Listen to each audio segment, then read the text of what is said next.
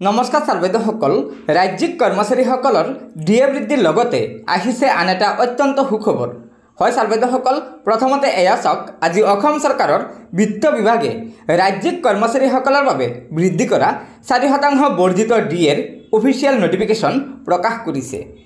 এই পত্ৰখনৰ জৰিয়তে এইটোই জনাইছে যে 1 জানুৱাৰী 2024 পৰা কাৰ্যকৰী হোৱাকৈ ৰাজ্যিক কৰ্মচাৰীসকলৰ ডিএ দিয়াৰ 4% বৃদ্ধি কৰি 50% নিশ্চিত কৰা হৈছে আৰু মাৰ্চ মাহৰ দৰমহাৰ লগত চৰকাৰী কৰ্মচাৰী আৰু পেঞ্চনাৰসকলে এই 4% বৰ্ধিত ডিএৰে দৰমহা লাভ কৰিবলৈ সক্ষম হ'ব আৰু বকেয়াখিনি ৰাজ্যিক কৰ্মচাৰীসকলে দুটা কিস্তিত লাভ কৰিব।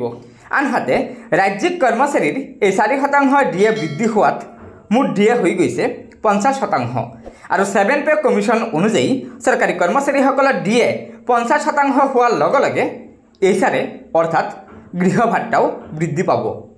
হয় আপোনালোকে এই সন্দৰ্ভত এটা তথ্য জানি লওক। इसके अलावा एक और लाभ जो इससे जुड़ा हुआ है, अब डीए कुल मिला के 50% हो गया, 46 से बढ़कर 4% जोड़ के 50% हो गया।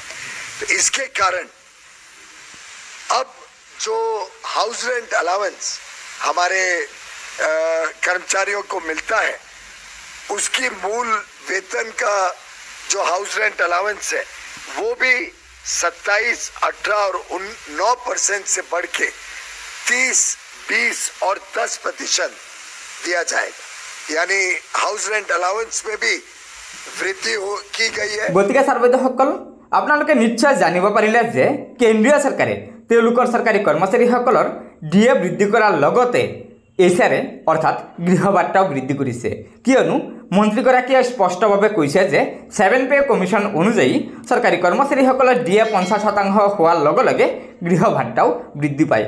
সেয়েহে কেন্দ্ৰীয় কৰ্মচাৰীসকলৰ গৃহ ভাত্তা ইতিমধ্যে বৃদ্ধি পাইছে আৰু আমাৰ ৰাজ্যিক কৰ্মচাৰীসকলৰ যি গৃহ ভাত্তা আছে সেয়া জুলাই মাহৰ ভিতৰতে বৃদ্ধি পাব। হয় ছাৰবেদসকল আমি পোৱা প্ৰাপ্ত খবৰ অনুযায়ী আমাৰ ৰাজ্যিক কৰ্মচাৰীসকলৰ গৃহ ভাত্তা অহা জুলাই মাহৰ ভিতৰতে বৃদ্ধি পাব। গতিকে ছাৰবেদসকল এয়া নিশ্চয় আমাৰ ৰাজ্যিক কৰ্মচাৰীসকলৰ বাবে এটা অত্যন্ত সুখবৰ।